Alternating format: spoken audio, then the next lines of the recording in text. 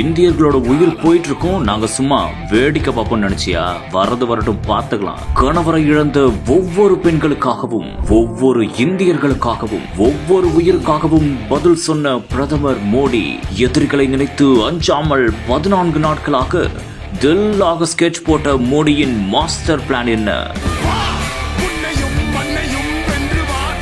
காஷ்மீரில் உள்ள பஹல்காமில் கடந்த மாதம் 22ஆம் தேதி நடைபெற்ற சம்பவம் ஒட்டுமொத்த உலகையே உலுக்கியது. அங்கு பயங்கரவாதிகள் நடத்திய தாக்குதல்களில் அநியாயமாக 26 உயிர்கள் பறிபோனது. இதன் விளைவாக பல பிரச்சனைகளும் எழும் என்றும் கூறப்பட்டது.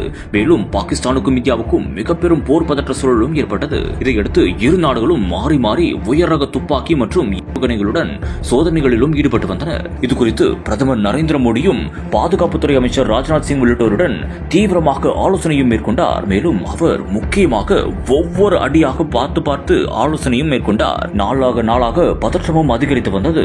எப்போது பதில் தாக்குதல் நடத்தப்படும் என்றும் அனைவரும் ஆவலோடு எதிர்பார்த்திருந்தனர். இந்த ஒரு சூழலில் நள்ளிரவு வேளையில் யாருமே எதிர்பார்க்காத ஒரு சூழலில் 9 இடங்களில் தற்போது இந்தியா பதில் தாக்குதல் நடத்தியுள்ளது.